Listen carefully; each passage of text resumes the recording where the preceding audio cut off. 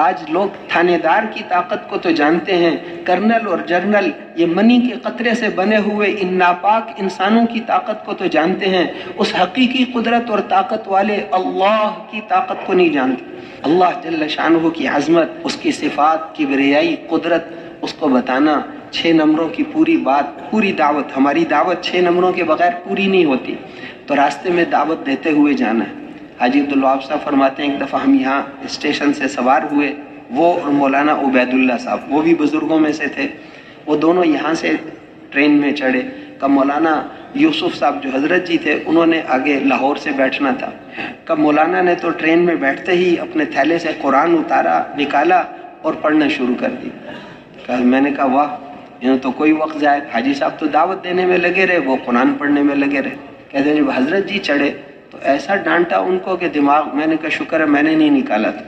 ان کو کہا کہ کتنے لوگ چڑھے اور کتنے اتر گئے، یہ کوئی تلاوت کا وقت تھا؟ کتنے لوگ دعوت سے محروم ہو کر تمہارے ڈبے سے چلے گئے؟ یعنی تلاوت تو انفرادی وقت میں کرنی چاہیے تھی، یہ جس وقت میں لوگ ملتے ہیں اس وقت میں تو دعوت میں لگنا چاہیے تھا۔ جس وقت میں ہمیں لوگ ملتے ہیں دعوت میں لگنا، اس سے فارغ ہو گئے تو پھر تعلیم کرا لیں گے، اس سے فارغ ہو گئے تو ذکر اور تلاوت اور باقی اعمال میں لگیں گے۔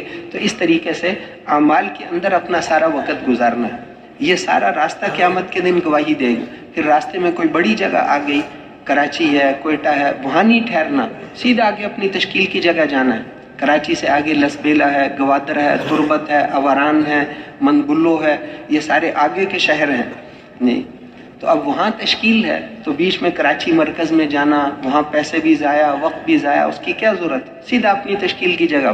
کوئٹہ سے آگے نوشکی، دال بندین، چاغی، ماشکیل، خاران کا علاقہ ہے، وہاں تشکیل ہے تو پھر کوئٹہ مرکز جانے کی ضرورت ہی نہیں۔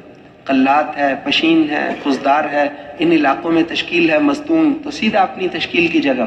آزاد کشمیر میں مظفر آباد سے آگے تشکیل ہے، نیلم میں یا ان آگے کے علاقوں میں، تو پھر وہاں پر جانا۔ یہاں پر کہوٹہ، فارورڈ کہوٹہ، وہاں پر تشکیل ہے تو راستے میں پنڈی، اسلام آباد ٹھہرنے کی ضرورت ہی نہیں، تشکیل تو وہاں سے 6 گھنٹے آگے ہے۔ یہاں مرکز میں جانا آنا، وقت ضائع کرنا، وہیں راستے میں کوئی رات آ گئی، آدھی رات ہو گئی، وہیں کسی مسجد میں ٹھہرنا۔ مرکز جانے کے لیے اتنا خرچہ کرنے کی کیا ضرورت ہے؟ وقت بھی ضائع ہوگا، پیسے بھی ضائع ہوں گے، تو سیدھا تشکیل کی جگہ پہ جانا۔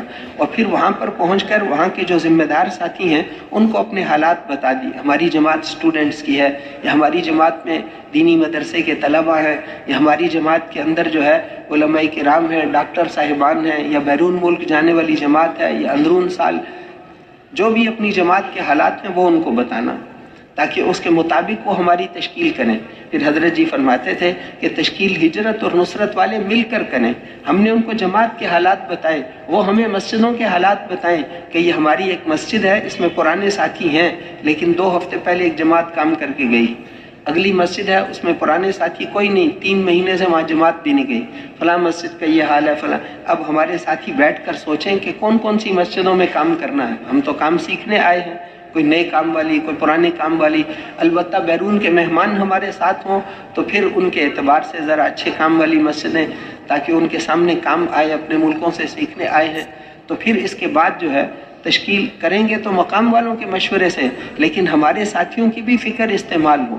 تشکیل ہجرت اور نصرت والے مل کر کریں، اور پھر اس کے بعد وہاں جہاں ہماری تشکیل ہے جب ہم وہاں پہنچ جائیں تو جس بستی میں جانا ہے اس کے باہر کھڑے ہو کر پہلے مذاکرہ کر لیں۔ جب بستی سامنے آ گئی تو تھوڑی دیر ساری جماعت کھڑی ہو کر ہم کس جذبے سے اس بستی میں داخل ہو رہے ہیں اس کا اس بستی والوں پر اثر پڑتا ہے۔ اس بستی کے 100% بالغ افراد سے ہم نے ملنا ہے، اس بستی کو حضور کی محنت مقصد والوں کی بستی بنانا ہے، یہ زمینداروں کی بستی نہیں، اور یہ کھیتی باڑی کرنے والوں کی بستی نہیں، یہ حضور صلی اللہ علیہ وسلم کی محنت والوں کی بستی بن جائے۔